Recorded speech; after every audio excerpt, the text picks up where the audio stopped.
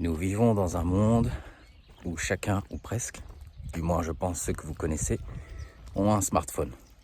C'est très rare d'avoir quelqu'un autour de nous qui a un portable à l'ancienne, donc sans toutes ses applications, ou qui n'a carrément pas de portable. Ou quelqu'un qui ferait une vraie détox et qui serait capable de s'en passer.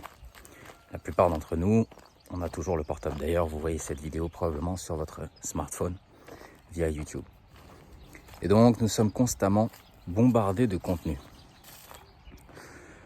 Je ne dis pas que tous ces contenus sont mauvais. Il y a beaucoup de contenus qui sont utiles.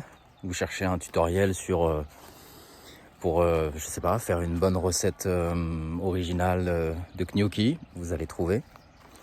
Vous cherchez un tutoriel pour réparer votre radio, vous allez trouver.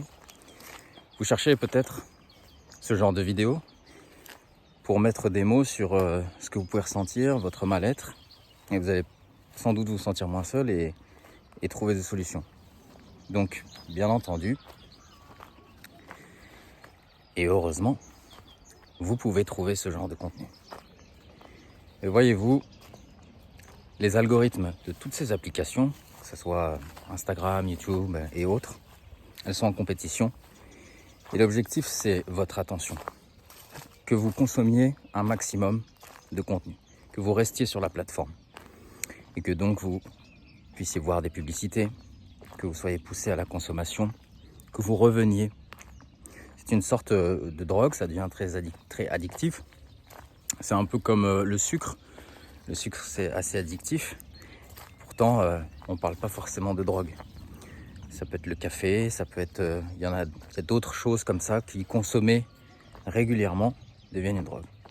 Et donc, d'une certaine manière, le smartphone, ou plutôt tous les contenus qu'on va voir, puisque nous sommes des êtres très visuels qui aiment voir des images, des vidéos, eh bien, ça devient une addiction. Combien de fois j'ai pris mon portable pour, par exemple, consulter des mails ou envoyer un message et je me perds, c'est-à-dire que je le fais même pas. Je vais tout de suite je vois une notification Instagram, je vois une notification d'une autre application, j'y vais, je passe un temps dont je suis à peine conscient, peut-être 5-10 minutes ou plus, et là je me dis, et je reverrouille mon portable et je me dis, ah mince, j'ai pas fait ce que je voulais faire. Donc ça prouve bien que mon attention, et je ne dois pas être le seul, elle est détournée, elle est accaparée. Et d'une certaine manière, je ne suis plus tellement maître de moi-même.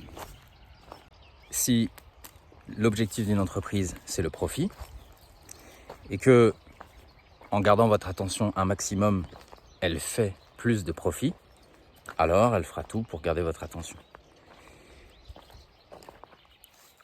On peut se croire prémuni de tout ça, mais il faut bien comprendre que sur un wall, un mur, un feed Instagram par exemple, qui nous bombarde d'images, ce sont des images sur mesure. Ce sont les contenus qui vont nous stimuler le plus. Et c'est pas parce qu'on est stimulé qu'on est enrichi ou qu'on se sent mieux. Bien au contraire. Et le cerveau n'a pas toujours la distance nécessaire. C'est bien notre cerveau qui en redemande. Et c'est là que le piège se referme. Et on a l'impression que c'est nous. Sauf que la bonne nouvelle, c'est que nous ne sommes pas notre cerveau. Je sais que ça fait bizarre cette phrase, que ça fait un peu con. Comment ça, on n'est pas notre cerveau, bien sûr. C'est notre cerveau qui nous permet de vivre, d'évoluer dans ce monde, de se nourrir, de régler les problèmes, etc. Je ne dis pas le contraire. Mais nous sommes plus. Nous sommes la conscience qui fait fonctionner ce cerveau. Le cerveau est un outil magnifique. Mais quand vous aurez compris, c'est quelque chose que j'ai mis du temps à comprendre, que je ne suis pas uniquement mes pensées ou le cerveau à l'œuvre, alors tout change. Parce que avec cette pleine conscience, on est conscient qu'on a peur d'être seul, qu'on consomme tous ces contenus, qu'on dévie notre attention par peur de l'immobilité, par peur du silence, par peur de ne rien faire. Et donc il faut qu'on s'interroge du pourquoi. Pourquoi est-ce qu'on a peur de rien faire ? Déjà parce que, comme on l'a expliqué, c'est une drogue. C'est un stimuli. Donc on en redemande. Sauf qu'il en faut toujours plus et que nécessairement tout ce qu'on consomme à l'extérieur ne remplit pas le vide qu'on peut ressentir. C'est un puits sans fond, une quête perdue d'avance. Et nous vivons dans un monde où ce qui est mis en avant, c'est de réussir sa vie, d'être productif, de faire. On est dans le faire, on n'est plus tellement dans l'être. C'est-à-dire qu'on a beaucoup de mal à être dans l'ici et le maintenant, de juste être là, de se contenter de sa respiration et de se dire « je vaux quelque chose, j'ai le droit d'exister, même si je ne fais rien, même si je ne pense pas ». Ça fait bizarre peut-être pour certains d'entendre ça, mais si vous regardez au-dedans de vous, que vous restez en silence, vous allez découvrir cette vérité ou la redécouvrir. En fait, vous l'avez déjà en vous. Je suis en train de... Je ne réinvente pas la roue. Mais notre attention a été complètement déviée. Quand le mental fait du bruit, et il fait beaucoup de bruit, on pense tout le temps, c'est compulsif. Entre autres, à cause de cette surconsommation, de ce doom scrolling, de cette quantité d'heures et d'heures, chaque jour, chaque semaine, tous les mois, toute l'année, d'une année sur l'autre, forcément ça fait plus de bruit encore. On n'est pas en fait en paix intérieure, tout simplement parce qu'on n'est pas immobile, on n'est pas en silence. Et si c'était si facile? Mais d'une certaine manière, ça l'est. En fait, être en paix intérieure revient à être avec soi-même. C'est-à-dire d'arrêter de se projeter à l'extérieur via des contenus, de chercher quelque chose, d'être dans cette quête effrénée d'un contenu, d'une vidéo, de quelque chose qui nous ferait palpiter, d'une sorte de bonheur qui n'en est pas un en fait. C'est un plaisir éphémère, ça fait frétiller un petit peu et puis boum, ça redescend. Et il en faut plus parce qu'on se dit non, il me faut quelque chose de plus fort. Je ne sais pas si vous avez remarqué, mais les films sont devenus par exemple beaucoup plus rapides, plus de scènes, plus impactantes, plus violentes. Si vous regardez les films des années 60, 70 ou avant, c'était lent. On dirait même aujourd'hui c'est soporifique parce qu'en fait notre cerveau maintenant a besoin que ça aille vite, que ça soit fort, que ça soit spectaculaire. Sauf que, encore une fois, ça ne sera jamais assez. Et c'est donc là que c'est un cercle vicieux terrible. Et je pense que les plus jeunes d'entre nous, qui sont nés avec les smartphones, en souffrent le plus. Je suis né en 87 et donc j'ai connu d'autres technologies, où j'ai connu du moins des années où je me baladais pas avec mon portable. Et si vous savez pas ce que ça fait que d'être sans son smartphone, peut-être que vous pouvez vous référer à, je sais pas si vous avez vécu ça, des moments où il n'y a plus d'électricité, où il y a une panne globale, il n'y a même plus internet. Ça m'est arrivé dans la ville où je vivais, pendant des heures et des heures. Et bien tout d'un coup, les gens sortaient, alors ils étaient en panique, il y en avait qui commençaient à paniquer, mais les gens ont commencé à se parler, entre voisins, et donc on faisait la conversation. Et c'était tellement agréable. Les gens se mettaient à jouer de la guitare dans la rue, assis en rond sur une place. Tout d'un coup, on se rendait compte qu'on n'en avait pas besoin. On se remettait à communiquer entre nous et on abordait des étrangers sans avoir peur. Alors que normalement, on est sur nos portables et on est tout le temps méfiant, ici et là, à regarder s'il va se passer quelque chose. Donc ça prouve bien qu'en fait, quand on supprime la technologie de nos vies, et c'est là le paradoxe, puisque vous regardez cette vidéo sur votre smartphone, mais du moins quand on réduit considérablement sa consommation d'écran, ben forcément ça va mieux. Alors encore une fois, est-ce que c'est la technologie qui est en cause ou est-ce que c'est l'usage qu'on en fait? Car comme je l'ai dit, vous pouvez trouver des choses merveilleuses, entre autres sur YouTube, des super contenus, vraiment des tutoriels ou des témoignages de vie qui sont exceptionnels ou des documentaires magnifiques. Donc bien entendu, heureusement d'ailleurs. Il ne s'agit pas de ça, il s'agit de l'excès, de l'usage excessif de cette surstimulation de notre cerveau.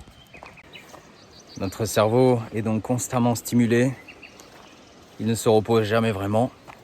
Nous avons du mal à lire, nous avons du mal à rester attentifs, nous avons du mal à rester en silence, à ne pas penser. Je parle beaucoup sur ma chaîne de la pensée, du moment présent aussi. Je recommande à tous un livre que j'ai lu plusieurs fois, qui s'appelle Le pouvoir du moment présent, d'Eckhart Tolle, Pas forcément un livre facile au début, mais à chaque fois que vous le lirez, vous trouverez quelque chose de nouveau et frais à prendre, sans doute parce que vous avez changé. Et donc, j'espère que voilà, vous pourrez profiter de vous-même et du silence. Le propre du mental, qui donc fait toujours du bruit, réclame toujours un stimuli, enfin des stimuli, est anxieux. Car il va voir souvent des contenus anxiogènes, violents, trop rapides. Ça va lui donner toutes sortes d'idées sombres sur le futur. Ça va l'inciter à penser au passé, à être nostalgique, à se dire « Ah, si j'avais su, ah, si j'avais réussi ma vie, ah, comment réussir ma vie, si je faisais différent. » Toutes sortes de questionnements.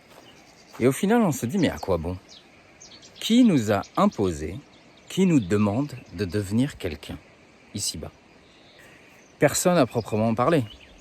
On ne peut pas aller dans la rue ou sur Internet et dire c'est lui, c'est mon père, c'est ma mère. Ah oui, ma mère m'a obligé à faire ces études-là. Ah, c'est la société qui m'oblige à travailler ainsi, dans tel secteur, à devenir quelqu'un, à avoir un statut social, à me sentir grand, sentir que je pèse, que j'ai du poids. On voit bien au fond que tout ça est superficiel, ridicule, burlesque, que c'est éreintant.